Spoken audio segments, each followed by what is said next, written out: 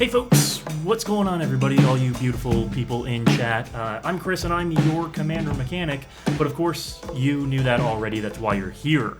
We're doing a special different stream today, trying out a few different formats for this whole streaming thing. We're going to do a deck build today, and in particular I'm going to do a deck build with you.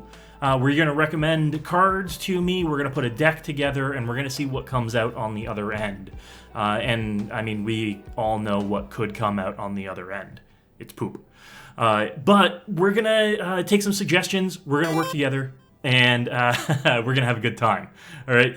Big shout out to all the new follows. King Sniff, fantastic. We had Seraph6 follow a bit earlier as well. And all you familiar faces there in chat. Novax, I wanted to make sure that I got to your email right away. Thank you for reaching out. Happy to see cool brews all the time. The Real McCoy, fantastic for the follow. Thank you very much. We're about to get into this right now. So what I wanted to do is I wanted to bring up my sponsor, Moxfield, one of my several sponsors, and do a brew together in here. I want to take some of your recommendations and suggestions as to what we want to build here with a few caveats and a few recommendations. Marilyn of the Morn Song, Mono Black Tutors. So it's interesting that you recommend that, Chase, because there has been a ton of controversy right now in the community. The discourse lately has been about Commander getting faster and better and stronger, and I was thinking about maybe we put together something that is a little bit slower, a little bit more on the pace setting side of things. I don't want to say stacks because, I mean, nobody likes stacks, but I want to say let's make sure that the game can go a little bit longer. King Sniff, you are not late. We are getting started right now. We haven't even started yet, so you're right on time. All right. The Salamander guy, yes, the guy, Simic, when he deals damage, he turns stuff into salamanders. That sounds like fun. Archelos is another potential here, and let's see if I can't pull up Scryfall as well here, so we can take a look at some of these. So we've got Archelos, for instance, right? So Archelos is the tapped guy here. As long as he's tapped, other permanents enter the battlefield tapped. As long as he's untapped, other permanents enter untapped. Hey, Sean. Hey, it's Matt Brady. Thanks for the first-time chat. Great to see you out. Gore Muldrak. Yeah, that's the Salamander guy. Gore Muldrak. And that name, Gore Muldrak, is pretty metal. I hope everybody thinks so too. But you and permanents you control have protection from salamanders. And at the beginning of your end step, each player who controls the fewest creatures creates a salamander. So it gives everybody salamanders that you have protection from. So it's basically encouraging everyone to attack everyone else. There's some real cool ways to play around with that, but I like that one a lot too. What about everybody else? What does everybody else feel like building around? Doing something cool and funky, and I know Marilyn was the first recommendation here. Marilyn the Morn Song, 3 mana, 2/3. Players can't draw cards, so right there, slowing the game down quite a bit. But at the beginning of each player's draw step, they lose 3 life and tutor. A lot of ways to break that. Either breaking shuffling or making sure that people can't search their libraries, or you pair it with something like an Obnixilis. Obnix. I think the one that I'm thinking of only punishing is if an opponent searches their... No, it's whenever an opponent searches their library. So basically, at the beginning of each player's upkeep, they lose 13 life. Phew, that gets pretty nutty. But some pretty cool combos with that one. However, it is leaning heavily into tutoring, and tutoring is one of the things that a lot of people think is pushing the format in a direction that we shouldn't go in. It's speeding up the format. Even Rules Committee Chair Sheldon Menery released a State of the Format article today where he says that things are going a bit beyond what their original scope for the format was, and things are getting a little too, to put it in other words, spiky. He wants the format to be a battle cruiser format, and I think I'm part of the problem in saying that decks should be getting better, and we're getting more and more tools that mean that you can optimize your decks a bit better. But I want to do something that's a little bit different, and I want to take a step back from that, and let's put together something that fits the vision of the format, maybe. Entirely up to you. 8.5 Tails, Morit of the Frost, right? That's a Morit. Great. And it's Alex. Thank you for the follow. Morit of the Frost is another one. Changeling, of course. Clone, love it. Looks like everybody's trying to like lean into Simic with some of these recommendations here. Alex, sorry, couldn't read that too bad. It's Alex. Thank you for the follow. Really appreciate it. But you have Morit enter the battlefield. Morit enter the battlefield as a copy of a permanent you control, except it's legendary and snow. And if it's a creature, it gets 2+1/+1 counters. Pretty interesting. It's a clone. I mean, I love it. I love clones to begin with. Umezawa Tribal, really interesting. Let's see, 8.5 Tails is another one. 8.5 is the fox that gives stuff protection from white. So target permanent you control gains protection from white, and then target spell or permanent becomes white. Elix, like elixir, fantastic. I'll remember that. Thank you.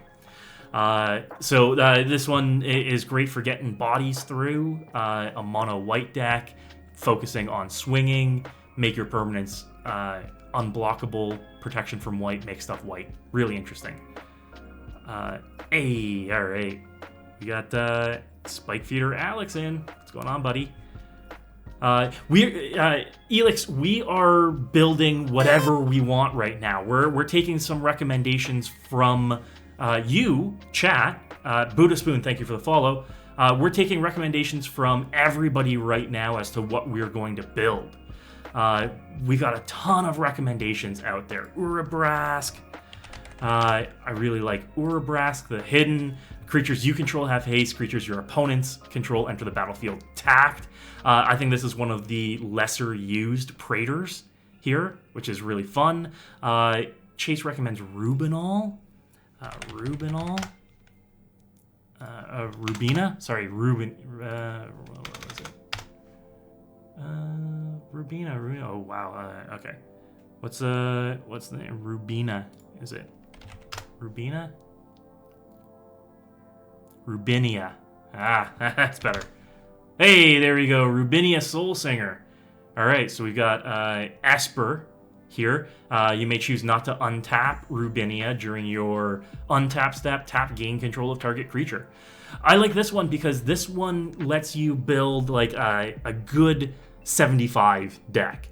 What that means is that you're, 75% of maximum power level on things, and your deck really depends on the other decks around the table. You're gaining control of other people's permanents. You can sacrifice those permanents. You can blow them up. Ton of cool ways to play this. And I think that we saw Post Malone play this. Is that it? That might have been somebody else, but somebody else played Rubina as well. But there are a ton of ways that you can build it. Aluna I really like too. Aluna is a polymorph on a body. I know you love fairies, Chase. So Aluna is one of our mythics from Ikoria with mutate, and when you mutate Aluna, you polymorph. Hey, Andy, what's going on, buddy? When you mutate Aluna onto something or under something, you get to polymorph. So you exile cards from the top of your library until you hit a non-land permanent, and you put that into the battlefield or your hand. I did a build and a tune-up on this from our friend Trilemma over on my YouTube channel. And in case you aren't subscribed to my YouTube channel just yet, you can head over there, but I've got like close to 100 tune-ups over there and twice as many builds over there as well, but Illuna is one of them. I actually had 3 viewers share their Illuna builds with me, and I stacked them up side by side to see what we can pull from each of them to make a really, really cool list. It very much battle cruiser because you really want to get to 6 mana and then start polymorphing over and over again, but there are also like 8 different polymorph effects that you can include in a deck to just really get punchy. All right, let's see, Nicol Bolas the Ravager, great one. Yeah, Posty played Mariki. That's the one. Okay. Tetsuko, Rebek. Alex, unfortunately, I'm pretty sure that Scryfall does not have a dark mode unless you're like a patron or a subscriber, and I haven't done that just yet. But I've got dark mode on everything else. I promise. Sorry for the eye burn, buddy. Just while we're looking at a few different cards. Let's see. Boros Avacyn. So Boros Avacyn, really interesting story with this one. So Archangel Avacyn. Yesterday I played in a game with 3 other people using Kaalia of the Vast. We had a 4-player Kaalia of the Vast pod. I was playing all demons. We had a player playing all dragons, a player playing all angels, and then a player playing a mix of all 3 tribes from Kaalia of the Vast. And we had... I'll look into it, Andy. We had the angels player play an Archangel Avacyn, and I got to blow up one of his creatures, which flips Avacyn and deals 3 damage to each other creature and each opponent, and I was the only player without a Kaalia out. So by using somebody else's creature and 1 targeted removal spell, I managed to wipe everybody else's commanders, leaving Avacyn as the only thing on board, and me open to play my Kaalia and swing in. It was a fantastic play, and I absolutely love it. Level 6 Mareep, Queen Marchesa, love that one. Zirda the Dawnwaker, another one of the companions. Brokos, yeah, one of the mutators. So Brokos, Apex of Forever, love it. So this is, you can mutate Brokos from anywhere, which is great. Great way to cheat that commander tax if you're mutating him out of your yard to just make a big 6/6 trampler. Ton of cool things to do with stuff like Cold Eye Selkie, where Cold Eye Selkie, when it deals damage, you draw that many cards. You can give that ability to Brokos, so that you're swinging with a 6/6 trampling Island Walker, drawing 6 cards a turn. That's one of my favorite things to do with it. Absolutely fantastic. Malfagor. So I love deck building restrictions. So why don't we choose something and maybe see if we can slide in a companion in there too, just because I love that kind of thing. But we got a few really good recommendations in here. All right. So Malfagor. This is the discard your hand dude. So Malfagor, flying, 6 mana, 6/6. When it enters the battlefield, discard your hand. Each opponent sacrifices a creature for each card discarded this way. I'm a little bit iffy on edict effects like this. I like them in controlled scenarios, but when you've got access to something like a board wipe over and over and over again, I think that does something to a play group and to a board state that I'm not a huge fan of. Just the fact that, you could sacrifice Malfagor, play it again, wipe the board, somebody builds up a board, sacrifice Malfagor, cast it again, and really can control the board like that. And basically all you've got is a 6/6 flyer, and since you've got an empty hand, you aren't progressing the board apart from wiping everybody else. All right? I'll match you on those spike dabs. Blue-Black Sygg. So this, Sygg River Cutthroat. I think this is one of Prof's favorites, right? Sygg River Cutthroat, I am a big fan of. Always a big fan of. Because being able to have a draw engine in your command zone and a cheap commander means you basically always have access to it, and there are a ton of ways to deal 3 damage or have an opponent lose 3 life. So you know what? I think Sygg it is. Let's start off with Sygg, but we'll do viewer or let's go chat deck, chat commander, right? And let's start with Sygg. Okay, we're gonna go Sygg River Cutthroat. And we're going to start there. So we're going to make a Dimir deck. Okay? And one of the things that we want to do in this Dimir deck is going to be to... well, first let's switch to visual mode here. Just make sure that we're doing 3 damage to opponents or making them lose 3 life every turn. So we want... on each player's turn for them to lose 3 life. There are a bunch of ways to do it on our turn, guaranteed, but we want to make sure that it's happening on their turn. So let's think about some of that. All right? And yeah, we could potentially do a Gyruda companion. Y'all know how much I love Gyruda. I'm batty for Gyruda. But let's see what we can do here. So one of our first recommendations from Chase is Plagiarize. Plagiarize.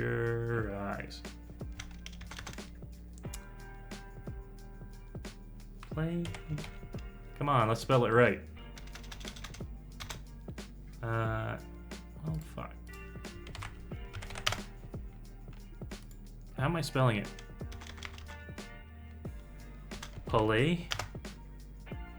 Plagiarize?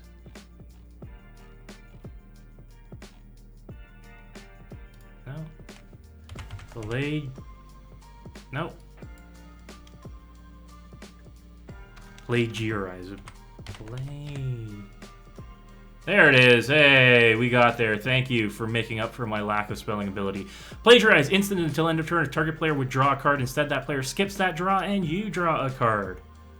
Okay? Fantastic way to gotcha. If somebody's going to draw a boatload of cards, this is a good way to steal it. And if we are stealing Prof's favorite commander, I love sneaking Plagiarize in here as well. And speaking of lack of spelling ability, we're going to open a bevy, and we're going to do this and have some fun. Cheers. All right. So if we're going to focus on something that's going to make people lose 3 life or make our opponents lose 3 life on our turns and on their turns, what do we want to include? One of the things that, or one of the cards that I love, especially with a commander at this low of a mana value, is Loyal Subordinate. Loyal Subordinate is a zombie 3/1 with Menace that says at the beginning of combat on your turn, if you control your commander, each opponent loses 3 life. Bam. Easy as that. It's a guaranteed way to draw an extra card at the end of every one of your turns, and it's a clock. I've put this in Florian to make sure that you are in your post-combat main phase looking at 9 cards. Absolutely crazy. But if we're going to end up doing a Gyruda companion, it is 3 mana value. So let's keep that in mind. Let's get to the end of this and see where our cuts are and if we can make enough cuts to potentially do a companion in here as well. Bastion of Remembrance, so attacks can net you a card draw. So that's an interesting one. Bastion of Remembrance. So Bastion of Remembrance, enchantment from Ikoria. When it enters the battlefield, you create a human soldier token, and then whenever a creature you control dies, each opponent loses 1 life, and you gain 1 life. Okay. Revenge of Ravens is the other recommendation, so let's remove that one. So Revenge of Ravens. Revenge of Ravens. Revenge of Ravens. Whenever a creature attacks you or a planeswalker you control, that creature's controller loses 1 life and you gain 1 life. There you go. There's a great way to make sure that if you're being attacked, you're netting life from that, or you're netting a card draw from that. I love Underworld Dreams as well, Alex. This is a classic one. This is if your opponents are drawing cards, they're losing life. So if an opponent draws 3 cards in a turn, you're drawing a card at the end of your turn. Love it. Call the Bloodline in case you're pitching extra cards. If you're pitching extra cards, I really like the one that discards and makes zombies. It's discard 2 cards, make a 2/2 zombie. Blood Reckoning is the other redundancy for Revenge of Ravens.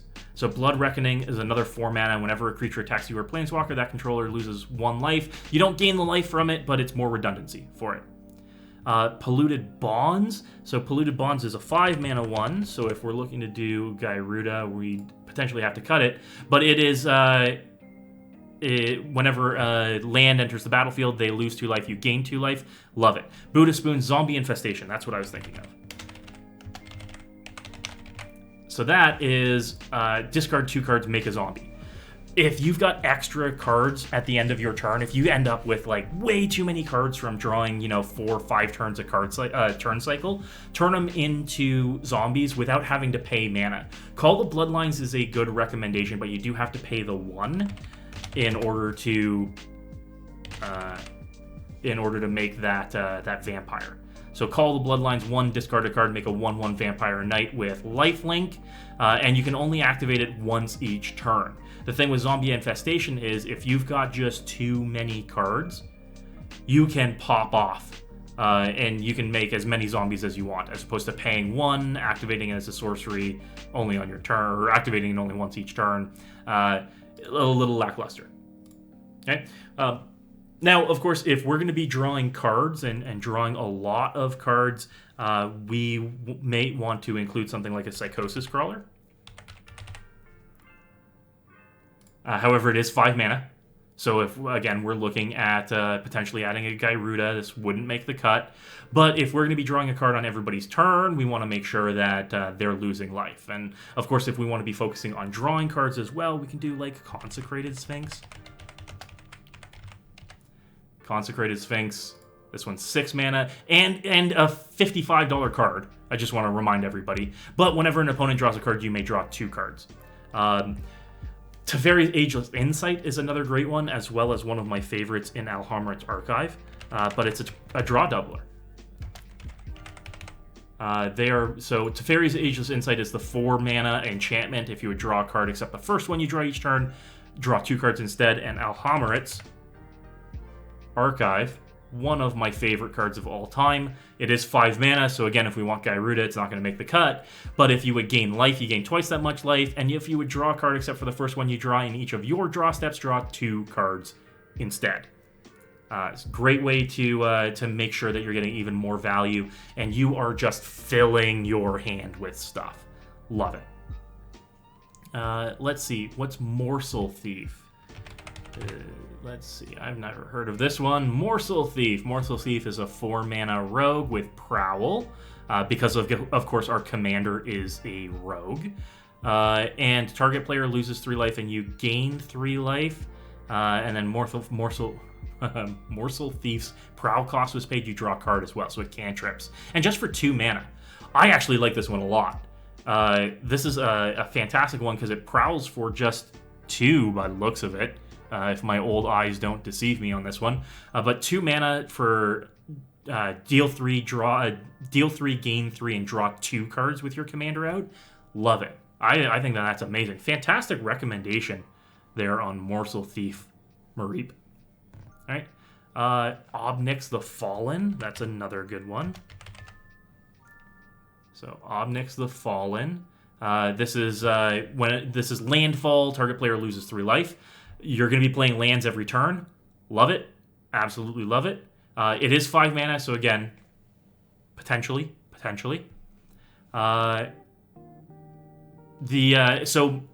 Matt Brady. You are talking about some of my favorite cards. So I love the flip deal damage cards, but Cunning Duelist is the one that you're talking about. Cunning Duelist, Duel. No. Cunning. It's what is it? Keen Duelist. Thank you. Keen Duelist. Keen Duelist is a severely underrated right now. Only $1.29. Came in the Strixhaven precons, specifically the Silver Quill one. But at the beginning of your upkeep, you and target opponent each reveal the top cards of your libraries and then take damage equal to the mana value of what the other person revealed. And then you both draw those cards. So it's a good political tool, but also it's a great way to be like, bam, I'll hit you for 6. Right? You might take even more, depending on what your opponents are playing, but like it's a cheap way to draw extra cards, you gain some favor with people, you do a little bit of punchies in there, and with your commander, it ends up drawing you an additional card. Carson, hey buddy, thanks for coming out. Ominous Seas is a good one too. So Ominous Seas, we end up making some octopuses based on us drawing some cards. Whenever you draw a card, you put a foreshadow counter on it, and you remove 8, and you make a Kraken. Worst case scenario, it cycles. You draw it too late in the game for you to be drawing enough cards, you cycle it, it replaces itself. Not bad. All right. Let's see. We got some other recommendations in here. So, I mean, along the same lines as Keen Duelist, we've got another one of my favorites, which is the Vampire with Ascend that does that, and I am super blanking on the name right now, but it does it to everybody. Help me out, chat. What's the name of that one? It is the 4 mana Twilight Prophet. Thank you, Carson. I can remember these when I'm not live, but when I'm live and have been drinking, it's a little bit difficult. $45. When did this become $45, y'all? Is it just because of our format that it's so busted? Like, it's 4 mana for a 2/4 flyer, and if you control 10 permanents, you ascend. And then at the beginning of your upkeep, if you've ascended, you reveal the top card of your library, and each opponent loses X life and you gain X life, where it's that card's mana value. It's real good, don't get me wrong. The fact that it domes everybody is good, but $45 good? Like, come on, it's $10 cheaper than Consecrated Sphinx. Honestly, I love it. I've got a foil copy of it, but I got it back when it was in a standard set. But it's a good card. I don't think it's a $45 good card. All right. So what else are we throwing in here? Let's think of some more stuff that's going to do 3 damage on opponents' turns here. Something that's going to, apart from being defensive or reactive, like our Blood Reckoning or Revenge of Ravens, and there's also the one that Marchesa's Decree, right? That gives us Monarch. So Marchesa's Decree, 4 mana, when it enters the battlefield, you become the Monarch, and whenever a creature attacks you or a planeswalker you control, that creature's controller loses 1 life. So again, attack you with 3, you lose 3, good. All right. Yeah, Alex Bolt, fantastic. Jerk. Let's see. Turgrid. I am better with Turgrid in the Turgrid in the 99 than I am at the head of a deck, without a doubt. And I like the recommendation for using Turgrid for the Lantern side in particular, because it's just tap, target player loses 3 life unless they sacrifice a permanent. The fact that you can untap it and keep doing it as well is kind of a build your own Torment of Hailfire as well. This would definitely be a card that I would include in here, and tell your play group, I am just going to play the backside of it. That's all. Right? They'll feel a lot better of it, because if they see a Turgrid in your list, or if you discard it, or they see it in your hand, they might start overreacting. Turgrid is one of those that has a very visceral effect on people. All right? Let's see. We've got the Pox cards. All right. So we've got Pox and Small Pox. So Pox in particular, older card, but each player loses a third of their life. Each player sacrifices a third of their creatures. Each player, a third. You round up each time, but it's 3 mana, and you really put a clock on the game. Right? It's pretty decent. We got a new follow. Thank you. I can't read that name, but thank you very much. Give us a shout out in chat, and I'll thank you for following. The other pox is smallpox as well, but smallpox is just like everybody loses 1 life and sacrifices 1 thing. Not exactly hitting the 3 threshold that we need for damage to opponents, but it does things. The other one that I like is Fraying Omniscience, if we're doing that, or Fraying Omnipotence. Fraying Omnipotence is each player loses half their life, then discards half the cards in their hand, then sacrifices half of their creatures. It's big pox. Yeah, exactly. It's all right. I use this in my my damage doubler deck. In my deck that had Wound Reflection in it, and the demon that Wound Reflects as well, to just one-shot people. You have Wound Reflection out, you Fraying Omnipotence, and at the end of turn, everybody dies. It's all right. It does things. But again, it's a little bit quicker. I mean, that's a combo that can go off on like turn 4 or 5. But we want to think about ways to slow things down and make sure that we're getting advantage over the course of a grindier game. Right? Let's see. Yeah, only downside is the front side's 5, so no companion. Again, we've got enough great recommendations in here that maybe we'll skip Gyruda as a companion. Maybe put it in the 99 even if it doesn't progress our game plan, but is still one of my favorites. I got a soft spot for Gyruda. You all know that. All right. So what else would we add in here? What else would I add in here? Well, we want stuff that deals damage on opponent turns. So we want stuff that's going to deal damage to them for things that they would do anyway. Underworld Dreams was a great recommendation. We can also do Underworld Dreams on a body, because there's an enchantment creature. It's a witch or a prophet or something like that. Way too many witches. Let's see. Right. It's, what's it called? It's a witch, isn't it? Enchantment creature, witch.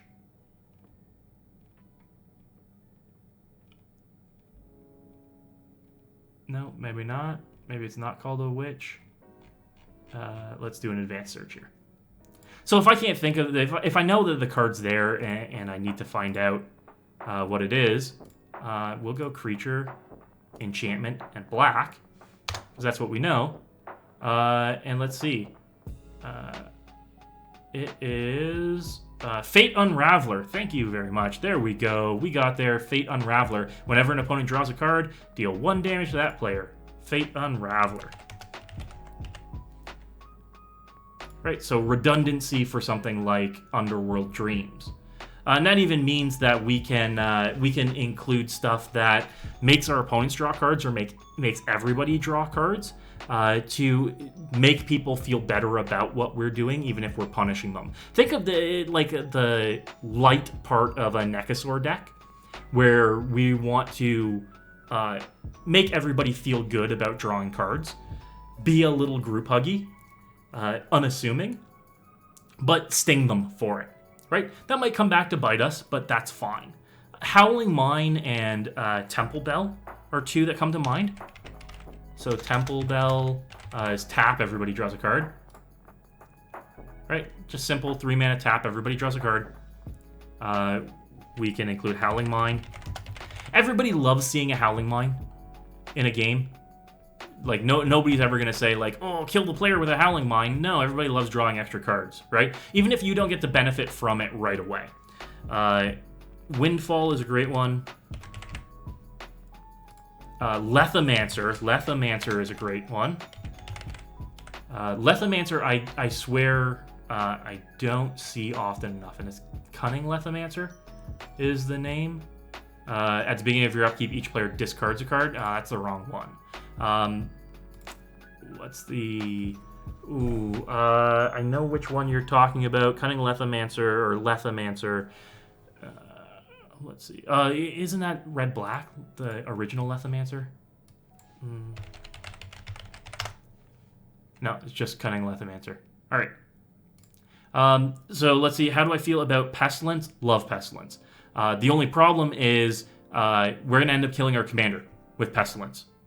That's the only problem with that. We want to deal 3 damage to everybody on their turns, and if we pay 3 mana to deal 3 damage to everybody, it's also dealing 3 damage to our commander as well, and that's going to end up killing our commander. So while I love Pestilence, I think in this build, not what we're looking for.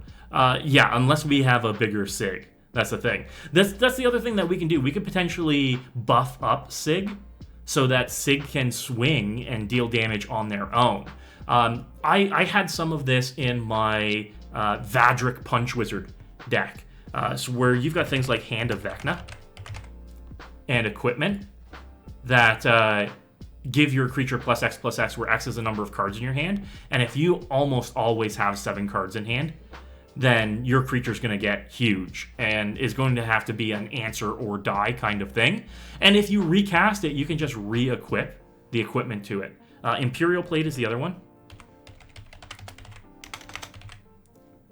Imperial Plate does the same thing for just 2 mana and then 2 to equip. +1/+1 for each card in your hand. I think that that's great in a deck like this where we're trying, ideally, to have 7 cards in hand all the time.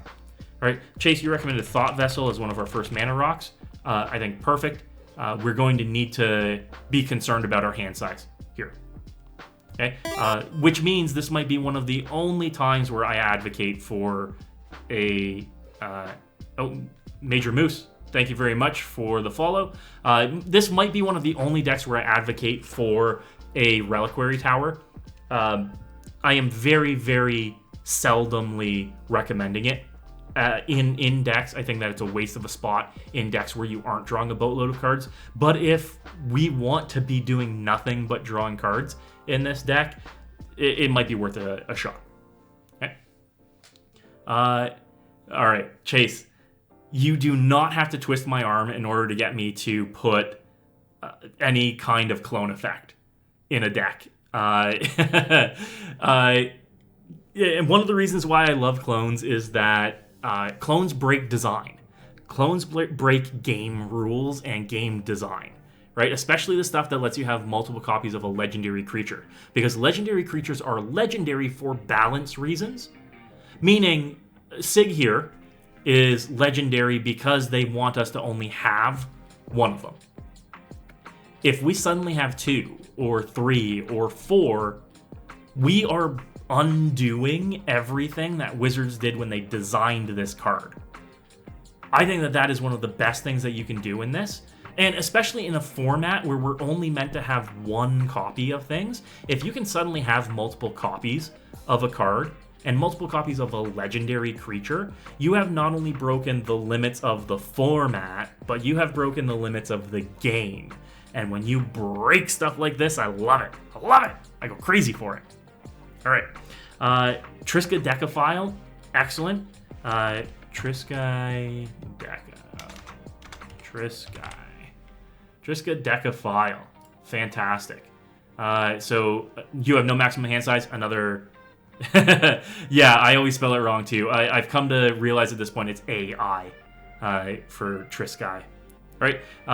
So you have no maximum hand size, beginning of your upkeep. If you have exactly 13 cards in hand, you win the game, and 4 mana to draw a card. Excellent. Triska Decaphobia, always a big fan of alternate win cons as well. And in this case, if we're doing a lot of chip damage to people, we can potentially have them at 13 life. It's another way to plink away at life totals and get that inevitability. Great recommendations. All right. Triskelion's pushing it. Alex, watch yourself. All right. Let's see. So there's another creature. It's a fairy that has pay 4 mana, draw a card on it as well. And I think it's Squadron. Fairy Squadron, something like that. I know... Oh, let's see. Let's go over here. Fairy... Okay, so it's blue, and it has draw a card, and I think it's 3 blue, draw a card on it. No.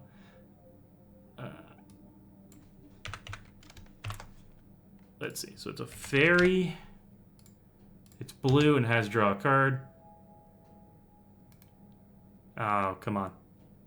Yes, Spectral Sailor is definitely going in the list. Let's add that in right away. Spectral Sailor. So Spectral Sailor is another one. 4 mana, draw a card. Yeah, nice try. All right, so 1 mana flash, 4 mana, draw a card. And what's the... It comes in the Alayla Brawl deck. It's like whenever you draw a card, make a fairy. Let's see. So it's a fairy, it's got flying, and it's got an activated ability. What is it? How are we not finding it, y'all? Let's see. Fairy draw a card. All right, it's eluding me right now, but we'll get back to it. Fairy formation. Oh, and that's why I was spelling it wrong. Damn it. All right, so fairy formation. That's the one. I knew that there was one. So there. Oh, okay, yeah. So it's create a 1/1 blue fairy token with flying and draw a card for 4 mana. So it's a 5 mana 5/4 with flying, and you pay 4 to make a body and draw a card. Even better. All right, fantastic. Thank you, Carson, for the assist on that one. What would I do without you, buddy? Thank you. All right, so great ways to draw cards. Decree of Pain. Oh, Chase, choosing violence on this one. Decree of Pain. The other thing that we can do with something like Decree of Pain, and I did add it in, right? Decree of Pain. Okay, there. Okay, yeah, I remove 1. Okay, the Decree of Pain, 8 mana, destroy all creatures, draw a card for each creature destroyed this way, and you can cycle it. So one of the good things, King Sniff, this is going to be uploaded to YouTube ideally tomorrow. All right, thank you.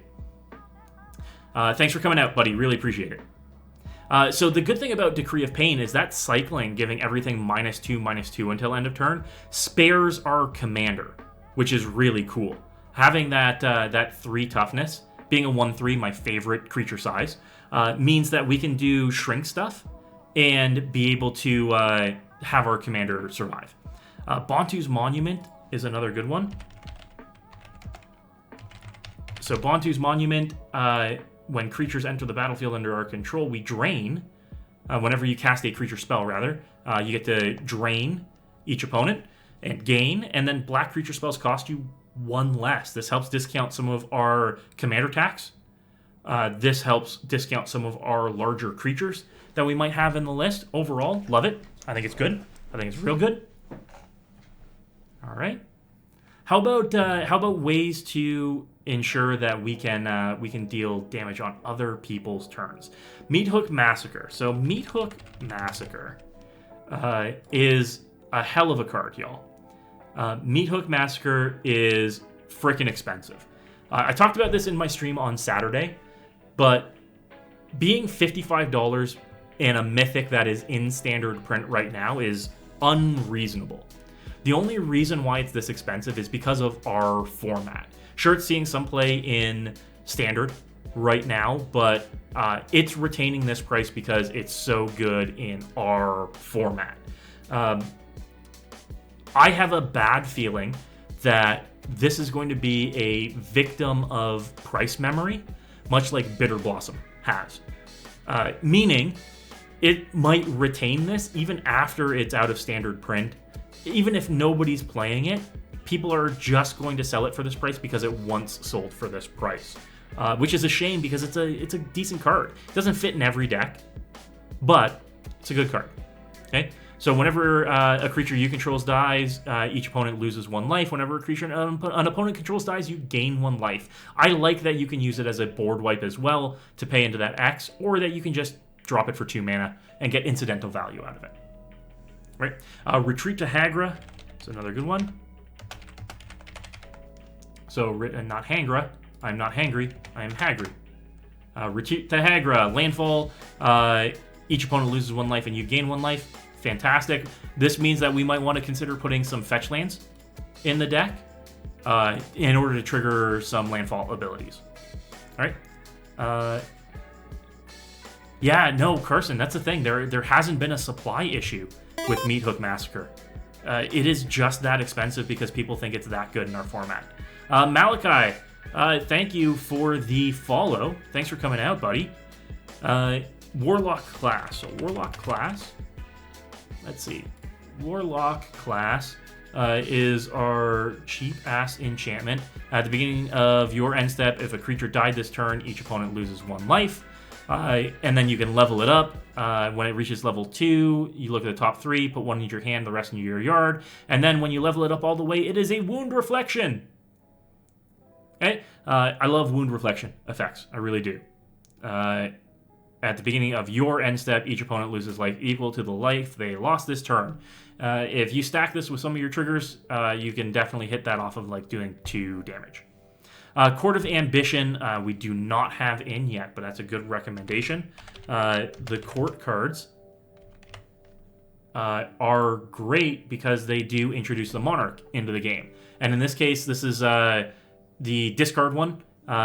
They lose 3 life unless they discard a card, and if you're the Monarch, they lose 6 life unless they discard 2 cards. And that's the beginning of your upkeep. So again, we got a lot of stuff that triggers on our turns here. Let's see. You don't play a lot of board wipes, so Meathook has become the one you play. Yeah, I think that's a good call. The only thing is, Meathook really struggles with destroying really large creatures, is the thing. You gotta pump a lot of mana into that. Right?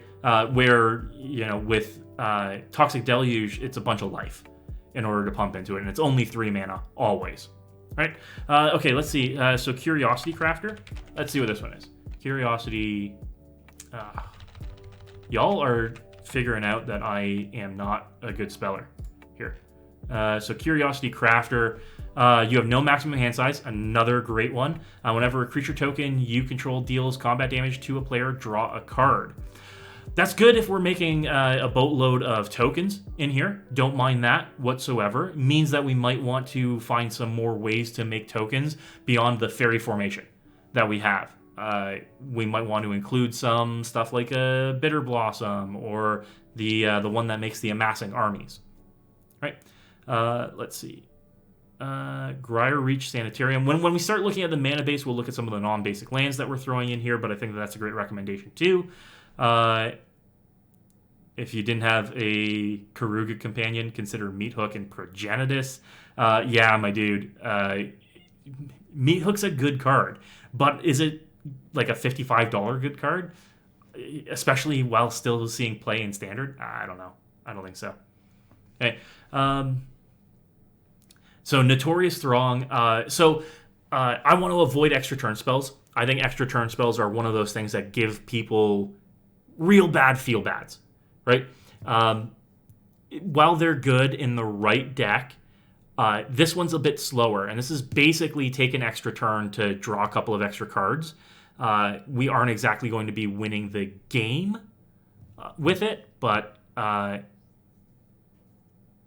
yeah, exactly. It's an optional extra turn, but our commander is a rogue, right? So I mean, we can cast it for the. Let's see. So we can cast it for the 4 mana cost to just create X black fairies with flying, where X is damage dealt to your opponents this turn. It's fine, but you can prowl it to take an extra turn as well. You know, it's fine. It's all right. Joel, the whole thesis behind this deck, thanks for coming out, by the way, buddy, is that we want something that's a bit slower. We want something that's a bit more meandering and is going to get us to those, turn 8, 9, 10s that the format, let's say the format founders want us to do here. So we'll look at a few things that are bigger and splashier and just look at maintaining pace with the board as opposed to big, explosive, punchy wins. All right, Malachi, are we aiming for high? No, not by any chance. So like I just said, we're keeping things a bit chiller here. All right, so we're going with discard synergy, Key to the City.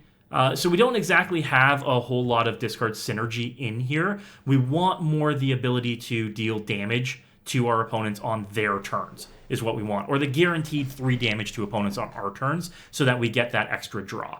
This is more about drowning our opponents in resources than doing something that's going to deny them resources. We want to be the good opponent here.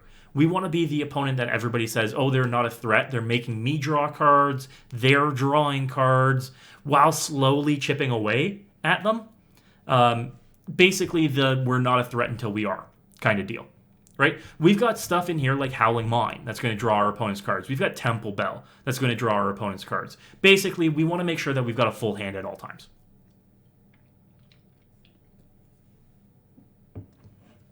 All right. So far we've got about 40 cards in main deck before we've added any of our lands. So we're looking at about 25 more in here, or about that. We haven't added in any of our mana rocks or any of our lands. So that's the thing, Malachi. You are joining in just now. We talked about adding Turgid in, but making sure that our opponents know that we aren't casting Turgid. Turgid is in here for the Lantern, so that we can activate this on an opponent's turn, have them lose 3 life, and get the draw from Sygg. This would be one of the things that I would advocate sitting down at the table and saying, I have Turgid in this deck, but it's not for the first side of this deck. For first side of Turgid. It's for the back side of Turgid. Okay? I love Narset's Reversal. Good counter magic in there. All right, Carson, thank you very much. Good luck with the games tonight. All right. Let's see. Mind's Aglow is another good one. Mind's Aglow. This is the Join Forces draw card. So starting with you, anybody can pay mana, and then everybody draws cards. Right? Again, we want to have cards because one of the things that we want to do is make sure that we've got a ton of cards in hand, and then win with a Triskaidekaphile once the game gets that long. Right? Or suit up Imperial Plate or Hand of Vecna on a creature and start swinging in, right? We're not a threat until we are, like Joel said. Narset's Reversal, great recommendation, good staple. Saison the Perverter. Okay, Perverter of Truth. At the beginning of each player's upkeep, that player loses 2 life and draws 2 cards. Love it because we included Fate Unraveler and Underworld Dreams in the deck. So if we've got this, we're doing a ton of damage. This is the make your own Nekasar at home, or Walmart brand Nekasar, right? If we do these kind of things.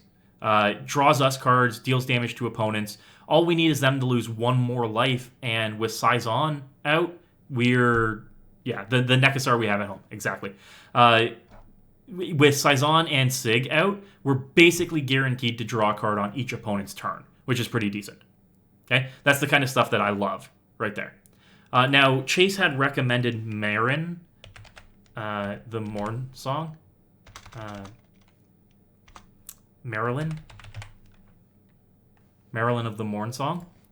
So Marilyn of the Morn song is another way to guaranteed deal 3 damage to everybody at the beginning of each player's draw step. So first of all, players can't draw cards. It's a little against what we're doing here.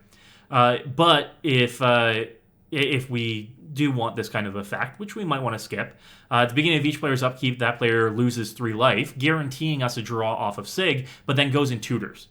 So that can hurt us more than it can help us if we can't break the parity on this or the symmetry on it. But the same kind of effect, dealing 3 damage to opponents on their turns, is what we want here. No Chasm Skulker yet. Forced Fruition. So Forced Fruition is something that I really want to do something with. So Forced Fruition. I did put it in here, right? Where'd it go? All right, for Forced Fruition. Whenever an opponent plays a spell, that player draws 7 cards. One of the things that I want to do in this is play Forced Fruition and then do the exile target permanent. Each opponent creates a copy of that permanent and just make people draw themselves out, right? That kind of stuff. Oh, I want to do that real bad. The blue-white exile target permanent. Each opponent controls a copy, or makes a copy of it. It is something reflection. Yeah.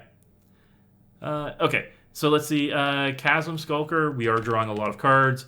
Chasm Skulker is a yes, we are the problem card. Okay. Chasm Skulker gets real big real fast as we draw a bunch of cards. 3 mana for a 1/1 and start drawing a ton of cards on that. And then when it dies, you make a bunch of squids. And those squids all have Island Walk. So yes, it's an absolutely, we are a problem. We have Curiosity Crafter in the list as well, meaning if we make a bunch of squids with Chasm Skulker, Curiosity Crafter, then make sure that each of them draws us a card when they start attacking. That's pretty spicy. I like that. I like that 1-2 punch right there. All right. Cool.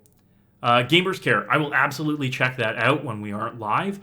Hit me up via email with that one. I respond right away. Some of the squad in chat will let you know. All right. Let's see. Okay.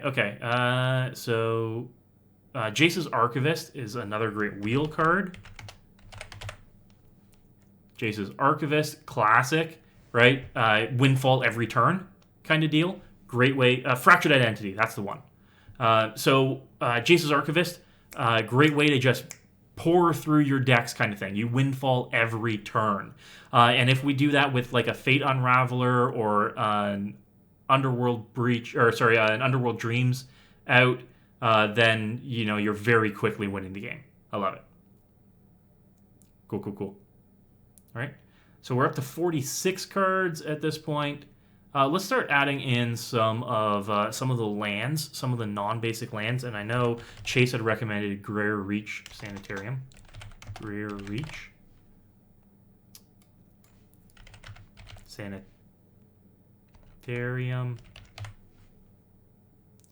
Greer Reach Sanitarium, which is a loot effect that you can activate at an instant speed. Right? Not bad at all. Pretty decent. Okay. Now, with something like Retreat to Hagra, we're going to want to lean into some of the landfall abilities as well. So we're going to want some of the fetches in here. Now, a lot of people have a lot to say about off-color fetches. I personally don't care. I don't run true duels. A fetch ends up setting you back more than it sets people ahead because you're paying a life to search for a card. In most cases, I say include a basic over a fetch land unless you're in like a 4 or 5 color deck. But here we can add in Polluted Delta, right? We can add in Bloodstained Mire, and we can add in all of the black and blue fetches, like Marsh Flats, and Arid Mesa. No, that's red-white. What am I doing, Chris? The blue-green one, Misty Rainforest. Right. Let's see. So we've got blue-green, blue-black, blue-red is not Steam. It is... Oh, God, I'm always on the spot. Yeah, hit me up via Twitter on that, Gamers Care. I'll take a look at that. So we'll add in some of the fetches in here to trigger off of some of our landfall effects. Mika Koro, another group huggy kind of card. It's 2, each player draws a card, so it's Greer Reach but better here. I think it fits in this. You know, we want people to draw cards. We want people to be all right with it. Yeah, thank you very much, Chase. You got me on that one. And if you want to see all of my stuff, there's my link tree right there as well. All right, cool. Okay, so let's see. Land-wise, any other recommendations land-wide? I did say Reliquary Tower. All right, so Reliquary Tower is one of the 3 lands that I say to most people, don't run. All right, Reliquary Tower, Temple of the False God, and Myriad Landscape see so much play and are so bad in 99% of circumstances. Okay? The difference is with this deck, we want as many redundancies for not having a hand size as possible because we are drawing a boatload of cards. Okay? So I will say in this deck, in like a Riel the Everwise deck, the decks where you're just drawing so many cards, Reliquary Tower can fit. I would never put it in a deck that's running 3 or more colors, though. Because having a land that doesn't create one of your colors sets you back so far. And if you aren't drawing a boatload of cards, don't count on your opponent to draw you those cards. Okay, keep that in mind. All right. So what else are we looking at here? So we've got a bunch of fetches. So let's add in our Watery Grave. Okay, our Shockland. We'll add in Underground River, not Underground Sea, because once again, folks, you don't need true duels. Okay? I want everybody to know true duels are gilding the lily. Run basics over true duels. You don't need to pay $400, $600, $800 for a land. The only thing that it saves you is 2 life over a Shockland. It is 100% not worth it unless every point of life counts, and unless you're running like an ad nos deck in CEDH, true duels are not necessary. All right, keep that in mind. Okay. Chase again, choosing violence. Jin Gitaxis. All right, Jin Gitaxis. Everybody's hand size is reduced. Right? Everybody's hand size is... Oh, come on. Don't don't give me the one that I can't read here. All right, let's select the one that I can read. All right, at the beginning of your end step, draw 7 cards. Again, we are drawing a boatload of cards in this deck. And then each opponent's maximum hand size is reduced by 7. So again, choosing violence on this one. We make everybody draw cards until we decide that they can't draw cards anymore. Or can't keep cards anymore. Yeah, 10 mana game ender, absolutely. That's where you want your threats to be. If we're going with a slower paced deck like we are here, we aren't cheating Jin Gitaxis out. We aren't reanimating Jin Gitaxis on turn 2. We aren't doing like an Entomb reanimate kind of deal. I think that Jin is fair if we are playing it in a fair way, and this is 100% a fair deck. All right? Nezahal is another great bomb. Love it. So Nezahal, Primal Tide. Is 7 mana, can't be countered, no maximum hand size. Whenever an opponent casts a non-creature spell, we draw a card, and then we can discard 3 cards to blink Nezahal. Again, fantastic game ender in a bigger slug-focused deck like this. Okay? Absolutely love it. All right? Buddha, if you can reanimate the Praetors, then you're part of the problem, is what we're told. But in this case, we want to be fair. We're going to be fair here. All right? A few pieces of counter magic. Alex, I know that you love the cancels in here, anything 3 mana and up. We put in Narset's Reversal in here because Narset's Reversal is a good gotcha, which is great. Narset's Reversal, still a steal at $7, by the way. I would pay like $10 for this card. It's super good. But we do want to add in some counter magic in here. I think adding counter magic at the no, Chase. All right. No, we aren't going to do Labman Jace. We aren't going to do Thoracle. We aren't going to do any of that nonsense. No, we want to try and win fair and square here. All right. And by fair and square, I want to put in one of your new favorite cards, Scourge Familiar, in here. No, that's the wrong one. I put in Scourge something else. Scourge Familiar. Because if we draw a boatload of cards, and we end up with all of our cards in our hand, we can discard them to make mana. And I think that that's where we want to be for our win cons here. Right? We do something like have 30 cards in hand, Scourge Familiar, discard those 30 cards to make 30 mana. Oh, absolutely. Absolutely. Scourge Familiar is a win con in Gitrog. Absolutely. And I want to make sure that in here, we're using it not as like a combo engine, but as a mana generator. So using it in the fairest way possible, because we are drawing so many cards in this deck. All right. Only janky alternate win cons allowed. That's why we had Triskaidekaphobia in here, right? We want to err on the jankier side, right? If we can get a Triskaidekaphobia win, then like it's achievement unlocked, right? Everybody loves that, right? So counter magic. Let's keep counter magic at higher mana value on the curve, because the lower it gets, the spikier your deck gets. Free counter magic like Force of Wills or Force of Negations or Fierce Guardianship, the free mana, the free counter spells, they're too good, and they're part of the problem in this. I love to say, if you watch my videos over on my YouTube channel, free spells can't be broken, right? Completely sarcastically, big /S at that, because they absolutely are broken all the time. We want to make sure that that we're including things that are a bit more fair in here, like Mystic Confluence, right? Mystic Confluence is, in my opinion, a very fair counterspell, right? It's 5 mana. You get to mana drain, draw cards, and bounce stuff. Modal counterspells like this that cost like 4 or 5 or 6 mana are what I really like, because they can do exactly what you want when you want them.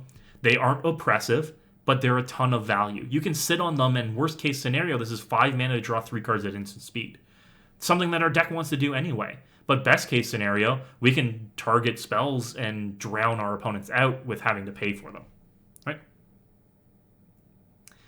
Commander's Plate is a good one. The Commander's Plate is some protection for our Sygg here. Commander's Plate essentially gives it protection from white, red, and green, because our commander is blue and black.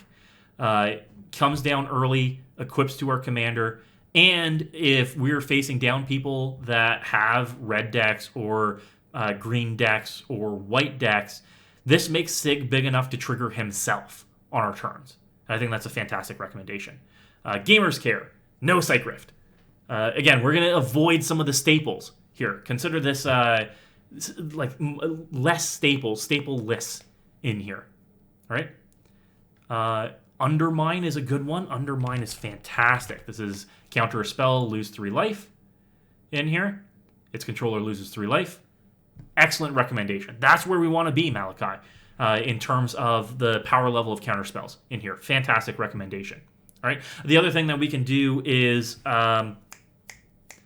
the Counter Squall. So Counter Squall is only 2. Counter Squall is only 2 mana. Okay. Counters a non-creature spell, and its controller loses 2 life. So it's a bit more restrictive. Okay. But it progresses our game plan, right? I think it's good. 2 mana is, Narset's Reversal, Counter Squall in terms of our counter magic. We might include classic counter spell in here, but other than that, 3, 4, 5 mana for our counter spells is where we want to be. Okay, Anvil of Bogarden. So I like Anvil a lot, but I don't know if it is what we want in this deck, right? So it's each player has no maximum hand size. Granted, I like that a lot for what this deck does. And then it's each player draws an additional card and then discards a card during their draw step. Okay? We can break the symmetry on this. We really can with our draw doublers like Alhammar's Archive and with Teferi's Ageless Insight. The fact that it's a $45 card is a bit iffy in my mind. I mean, I love that I own 2 of these in paper from back when I was playing Magic back then. But, I think it's good enough that it does what we want. It's like, again, a pseudo Howling Mine, and make sure that everybody gets to keep all those cards. Okay? So we don't have an overabundance of discard, Malachi. We don't have a lot of stuff that goes out of the way to strip resources from our opponents. Pox and Fraying Omnipotence and then the Court of Ambition are basically all we have. Court of Ambition are basically all we have for discard in here. And then the Anvil of Bogarden. So having something in here that synergizes with like 4 cards, I don't know. Now, if we wanted to draw people enough cards that they're discarding cards at the end of their turns, then I'm all in for that. If we're group hug enough that people are drawing up to more than 7 cards, and they're having to discard cards at the end of their turn, I can see that working a lot better. But then we wouldn't want people to skip their discard phase, right? So we'll see. We'll see what some of our opening hands look like in this, see what some of our goldfishes look like this, and if we can really ratchet up that synergy. All right? Cool. Cool. Okay, so we're up to 63 cards now with only 9 lands in the deck. Let's talk about some mana rocks. Okay, we've got Thought Vessel in the deck right now as a mana rock. And I typically like to include 2 mana rocks in my deck. I'm part of the problem. I'll admit to that. But in this case, our deck has a 2 mana commander. Meaning, we don't want our mana, our mana ramp, our 2 mana rocks, coming down the same turn as our commander. So we can afford to put 3 mana rocks in this deck. Right? Hands down, 3 mana rocks getting us, 2-3 turns ahead is going to be good because we've got big, beefy boys. And if I had a soundboard, I'd be like, add a whole bunch of reverb on that. Big, beefy boys. But getting us ahead with those larger mana rocks, the 3-4 mana rocks like Thran Dynamos, are where we want to be. Right? Thran Dynamo is $8. Why is Thran Dynamo $8? Hasn't it been reprinted like 20 times? Yeah. And it's still $8? That's ridiculous, folks. Magic is too damn expensive. All right? So what about 3 mana rocks, right? Let's talk about 3 mana rocks that make colored mana. What are some of your favorites out there? So Worn Power Stone is okay. The fact that it enters tapped is one of my biggest issues with it. The fact that you can't chain it to cast another spell on your turn is one of my concerns. But we are not running 2 mana rocks, so it's not like we would be expecting to drop it and then cast something off of it. I like it just fine. Okay, Commander Sphere is a good one because it draws us cards. Commander Sphere is another good one. All right, let's see. Chromatic Lantern, perfectly fine. And that solves some of the issues that we might have about including colorless producing lands in our deck, like the Mika Koros, like the Grier Reaches, like the Reliquary Towers. Yeah, absolutely. Okay, so we've got a few 3 mana rocks in here. So right now we've got 1, 2, 3, 4, 5. We've got 5 rocks in here. I typically like to be around 7 for my mana rocks. Hedron Archive. Oh, you're going to make me retch. Hedron Archive is not a good card. The fact that, it's a worse Thran Dynamo that might draw us cards later, I'm really not big on. Right? I'll include it because you recommended it, Gamers Care. But note that I will kick and scream and fight the entire way to finishing this list. All right. So let's think of at least one more rock in here, one more that makes colored mana, so that we can be on this. Yeah, Buddha Spoon. I usually do the signets and the talismans as well. The 2 mana rocks that produce colored mana are classics. They're stalwarts and standbys, but apparently they make the format too fast. Right? Ooh, Arctic, buddy, Midnight Clock. Love me a Midnight Clock. So Midnight Clock not only is a 3 mana rock, but is a not a time twister, a time spiral in there, right? So we get to shuffle our hand and our graveyard into our library, then draw 7 cards. This is great, right? Absolutely fantastic. All right. Great recommendation on that one. I love this one. Should be played. We will put Soul Ring in. Soul Ring goes in every deck, right? You can't not play it in this format unless you're running like Karuga as a companion. Then you literally can't play it. Or you're running Gyruda as a companion. That's the only time that you shouldn't play a Soul Ring. Sorry, not sorry. I could go on and on about how people are complaining that the format is too fast and then saying run Soul Ring in every deck. But I won't. We'll just leave it where it is. All right. So that's great for our mana rocks. Let's go back to our lands. Let's go. So I think that we're good with our mana rocks. Let's go Command Tower because why not run it? Right. Let's go. So we've got our Pain. We've got our Shock. Let's go with Morphic Pool. Our enemy land here. So this is if you have 2 or more opponents. Comes in play untapped. Again, over $40. Magic is too damn expensive, folks. For this price, buy yourself a printer. All right? Sorry, not sorry. Okay. Arctic, we're building Sygg River Cutthroat, but we're building it to be like a slower, grindier deck. We want to be your best friend up until like turns 8 or 9. Then we drop like a Jin-Gitaxias and start choosing violence here. Or we end up popping our Chasm Skulker and making like 90 squid tokens. That's what we want to end up doing in this deck with this build. All right? Cool. All right. So land-wise, what other lands do you always include in your decks? What are the lands that you think are must-haves in your decks? I always say for a 2-color deck, you want your Shocks, your Pains, and your enemy lands. Okay? If they had the ally-colored Horizon lands, well, we do Horizon lands as well. Gamers Care, Minamo is like $80 now. So Minamo, School of Water's Edge. Oh, maybe it's not. Maybe I'm thinking of the other one. What's the bounce one? I'm thinking Utakai, whatever that one is. Utaki? The Cloud City? Cloud City? Whatever. It hit like $80. Right? So Manamo's fine. Untapped target legendary. Perfectly fine. Sunken Hollow's a great one. Sunken Hollow. Okay, the Reveal lands. And then we've got the new slow lands.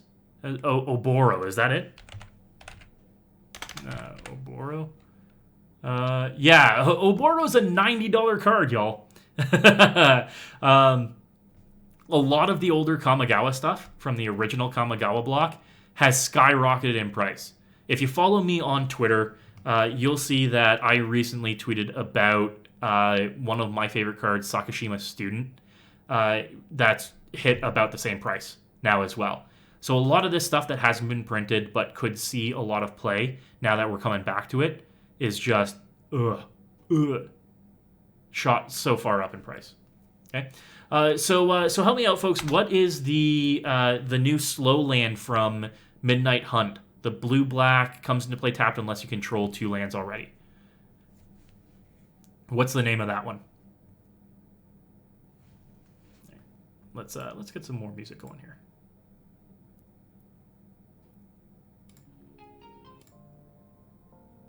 All right, we'll get some more music going here. Shipwreck Marsh, is that it? Shipwreck Marsh. There we go. I didn't know that these lands were $15, $15 already. Yikes. Yeah, Buddhist Moon, when we get a full cycle of 10 new 2-color lands in the span of 2 sets, I can't remember them. I can barely remember the names of the triomes that have been released like 2 years ago now. All right. So we've got a good smattering of non-basics in here. Let's add in our basics. All right, so let's go with our islands, and let's go with our swamps. Swamp. Okay. Yeah, the pathways are another one that I can't remember. Let's put in Bojuka Bog. Because you always need some kind of graveyard removal. And if you're playing black, you should absolutely be running Bojuka Bog. The other one that I like is Scavenger Grounds. Right, Scavenger Grounds, 2-tap, sacrifice, exile all cards from all graveyards. If we are making people draw enough cards that they're discarding cards, they could be enabling some graveyard synergies. So some ways to nip that in the bud would be great. So considering Urborg and Cabal Coffers in here, I think that they might be unnecessary. Sure, we want to get up to larger amounts of mana for the bigger end of our curve with the 5s and the 7s and the 10s, but putting them in here is going to be largely unnecessary. If we had a blue version of Urborg, I'd include it in here because we've got some Island Walk in here, but we don't have Swamp Walk. We don't really have anything that would make us include Urborg if we aren't including Cabal Coffers. And in this case, I don't think it's really necessary. Okay, so let's take a look at our curve right now. So with lands, it's 5.8, but we haven't added in our lands yet. So 2.7 is the value of our main board. Our split is 43-36 here. So we're looking at roughly a 4-6 split. So let's go add more. And we're at 18 right now. Let's put us up to, 35 or 36 right now. So let's go with 1812. Is that going to do? So let's go 18. My math might be off here too. Peeling back the curtain. 1812. Okay, so no, we're way over here. All right, so let's dial this one back. Let's just remove one. Can I remove some? Can I change the value? All right, so let's remove all, and let's remove all. All right, so let's go back in. We're gonna add in our islands and our swamps again. See if I can get the numbers right. All right, so let's go with 10 and 8. All right, so we'll add in 10s to make that 11. We'll add an 8 to make this 9. There is our 36. Hey, got there with my maths. All right. Dark Slick Shores instead of the slow tap land. So Dark Slick is our, unless you can control 2 or so. This is our fast version of the slow land. We aren't going to need fast versions of our lands in a deck where we know that we're going to hit turn 3. These are great in Modern because you want to be able to cast whatever you can as soon as possible in this, but we know that we're going to be going to turn 8 or 9 or whatever. So I don't really think it makes the cut. We do have 3 more spots in the deck though, folks. Right? We're looking at 18 creatures in the deck, 7 sorceries, 5 instants, 16 artifacts. We're very enchantment heavy. We've got 14 enchantments in the list here. Can anybody think of some more creatures to add in? The last thing that I want is for us to be shields down with some of these. Right? Any recommendations out there?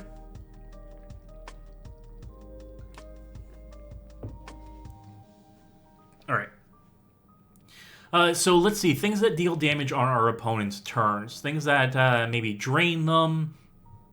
Creatures that might have activated abilities, let's say. So why don't we head over to Advanced Search here. And we'll go Oracle Text, lose 3 life, and we'll put it on a creature. Okay, let's search and see what this nets us. Okay, only a handful, one of which we've got in already. So you lose 3 life, you lose 3 life, you lose 3 life, you lose 3 life. All right, so we'll advance search and say loses 3 life.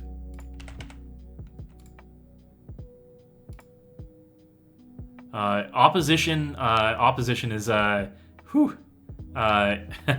opposition I think is a little too spiky for this, especially since we're running Temple Bell in the list. Grazlix. So Psychosis Crawler is already in the list. Love that. That's not bad. But let's see. Bloodright Invoker is 8 mana. Target player loses 3 life and you gain 3 life. I think that's a little much. Archon of Cruelty. When it enters the battlefield or attacks, target opponent sacrifices a creature or planeswalker, discards a card and loses 3 life. Grim Hireling. Oh, Chase, you know what tickles me. I do love a Grim Hireling.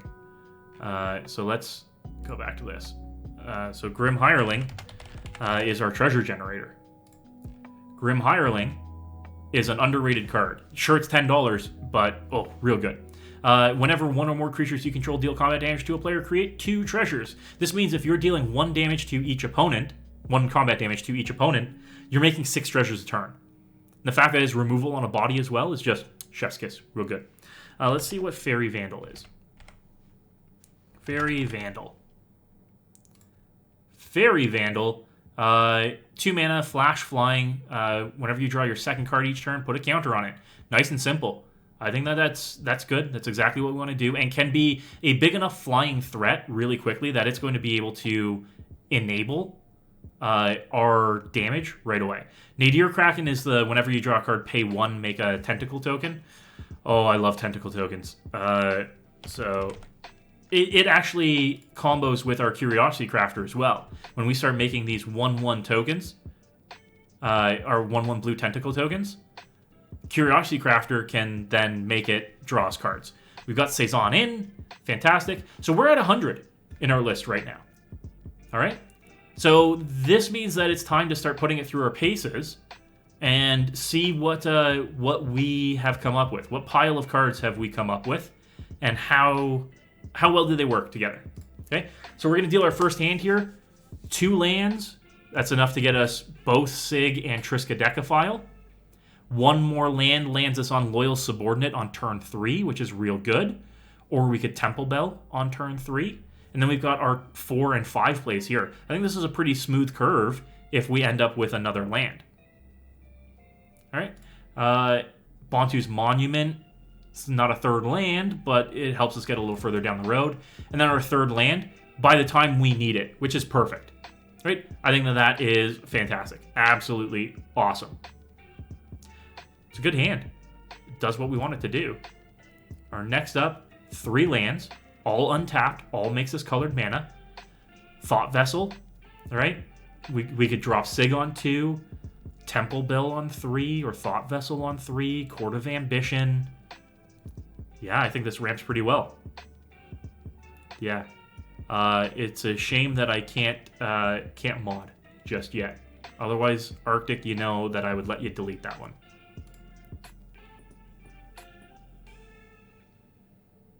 It's just spam, chat. Ignore them. All right? Okay. So let's see. Deal another hand. 2 land with Mana Rock, with Anvil of Bogarden. So in this case, we've got like a turn 1 play. We can turn 2 cast Sygg or one of our rocks or Anvil of Bogarden. This one looks like a keeper. We can easily get the Fate Unraveler and start punishing our opponents with this Anvil of Bogarden as well. All right? Real good keep. 2 lands, Howling Mine, enough land to get us to Sygg, both colors, of course. Howling Mine, we draw an extra. If we draw a card or draw an extra card, yeah, we're in here. So far, we're really good on keepers. Oh, and I say that, and we get our first throwback here. Only 1 land. Only 1 land, and not a lot to do with it. We could Triskaidekaphile, we could Sygg, we could Lantern, but we'd need to draw an extra card, and I'd be too iffy with that one. Yeah, and we wouldn't be drawing a card until turn 3. Yeah. Chase, I would love to, but I can't mod people yet. I am not important enough in Twitch's eyes to mod people. We'll talk about that soon. All right. Okay, let's see. I mean, we're really mana heavy in this one. 4 mana with a rock, Underworld Dreams, Windfall.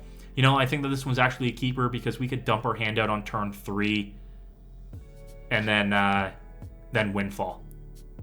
Yeah. Yeah, looks good. Looks good. So far, Chad, I think we've only had 1 hand that we'd throw back. Looks super good. I think we've come up with a nice, fair deck here that just wants people to draw cards and chill while we chip away at their life total completely harmlessly, right? And then we end up dropping like a big threat, a big beefy boy, and we end up taking the game away, but not until later. Right? So I think that we've... Island Drax, thank you very much for the follow. I think that we've created a good deck here. I'm going to throw this up on YouTube tomorrow as well. I want to thank everybody for coming out and being super chill and building this deck together. Who knows? I might put this one together. You might see me on stream with it. I do want to remind everybody to go and check out my Twitter, my YouTube, all of my stuff over in my link tree. I am streaming everywhere this week. I am streaming like 6 days this week, or 6 times in 5 days this week. It's pretty crazy. All right, go on and check my sponsors out as well. We've got Hairy Tarantula, if you want to buy any of the cards that we talked about today. Quiver, if you're looking for cool deck boxes and sleeves. We've got Moxfield, the best deck builder in the biz, and Alter Sleeves if you're looking for some really cool, unique bling for your stuff. Thanks everybody for coming out. As always, take care, good luck, and have fun. All right, let's go raid. Be good. Okay, take care of yourselves. Stay safe. A massive shout out to all of the patrons that support the channel. I could not do this without you. In particular, a special shout out to our Lodestone Golems, Andrew M., Ben Davis, Ben Frayne, Jonathan McManus, and Cameron Scott. And our premium patrons are Metalwork Colossi, Judson Bates, Matt Oakes, Matthew Chandler, Sean Carrier, Timothy Conan, and Wyatt M. Thank you, everyone.